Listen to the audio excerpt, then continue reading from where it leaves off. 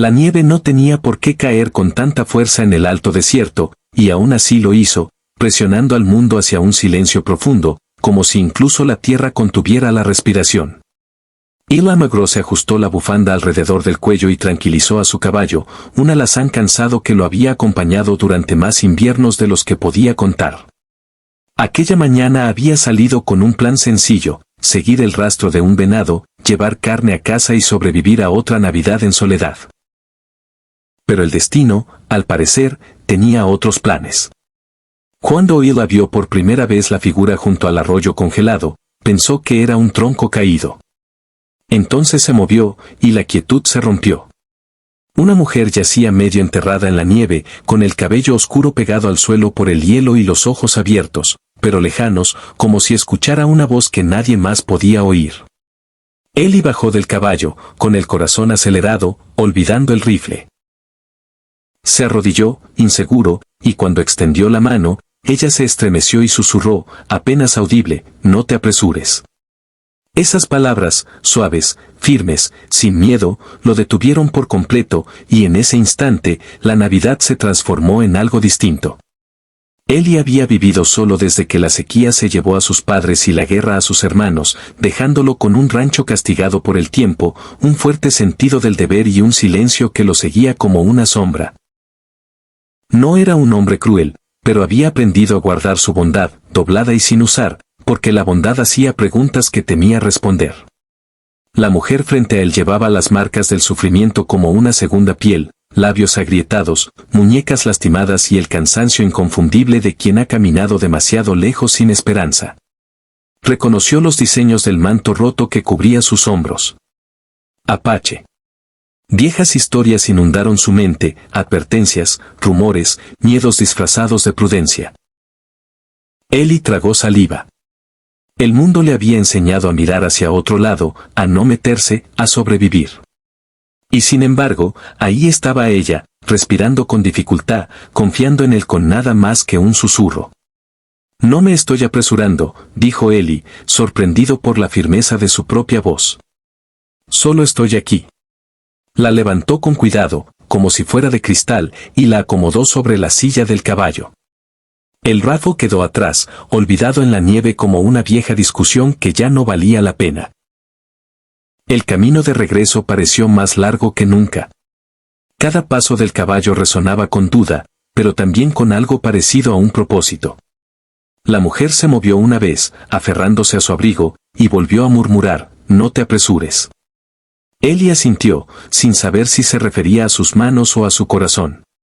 Cuando llegaron al rancho, la casa parecía aún más pequeña, encogida contra el frío. Él la llevó adentro, la recostó junto al fuego y trabajó con una urgencia silenciosa. Agua tibia, sopa hirviendo, mantas apiladas. Se movía despacio, con intención, honrando sus palabras. Afuera, el viento aullaba, pero dentro algo comenzaba a descongelarse. Cuando sus ojos finalmente se enfocaron, no había reproche en ellos, solo una curiosidad cansada. «Me llamo Nalin», dijo tras un largo momento, con la voz un poco más fuerte. «¿Me trajiste a casa?» Eli asintió. «No me pareció correcto dejarte». Ella lo observó, como si midiera no solo sus palabras, sino los silencios entre ellas. «Muchos hombres se apresuran», dijo. «Toman antes de ver». Luego cerró los ojos, confiando en el sueño como se confía en que el sol volverá a salir. Los días pasaron, marcados por el crepitar del fuego y el lento regreso del color a las mejillas de Nalin. Eli aprendió a escuchar, al hervidor, al viento, a las historias no dichas que viajaban en su silencio. Cuando hablaba, lo hacía con cuidado, como si cada palabra fuera una piedra colocada para cruzar un río. Le contó del campamento del que había huido, de manos que ataban y vendían, de millas recorridas bajo estrellas más frías que la nieve.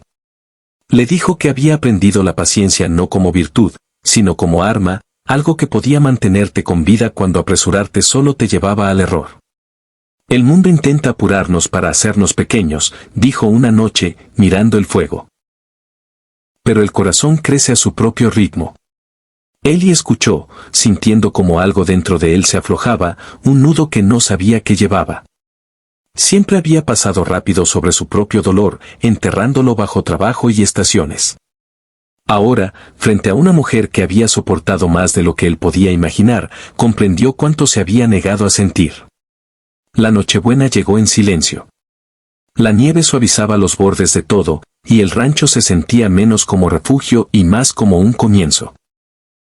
Eli puso la mesa con lo poco que tenía: pan, frijoles, un pedazo de carne salada desde semanas atrás. No era mucho, pero era sincero. Nalin lo observaba con una pequeña sonrisa. «Esperabas un venado», dijo con suavidad. «En cambio, me encontraste a mí».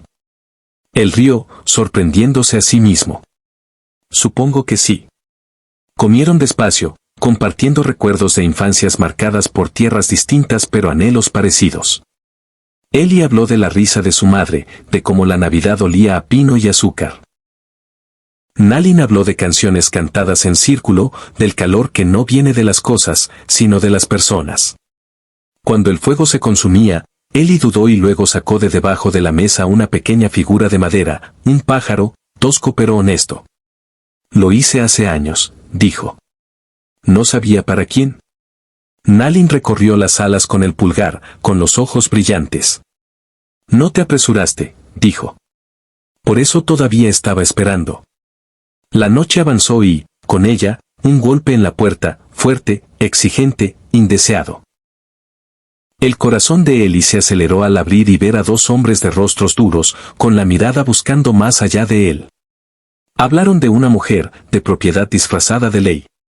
El viejo miedo despertó, empujándolo a hacerse a un lado, a dejar que el mundo siguiera su curso. Pero detrás de él sintió la presencia de Nalin, tranquila y firme. «No te apresures», dijo suavemente. Eli se irguió. Dijo la verdad, que ella era una invitada, que estaba a salvo, que se marcharan. Los hombres rieron, amenazaron, dieron un paso adelante.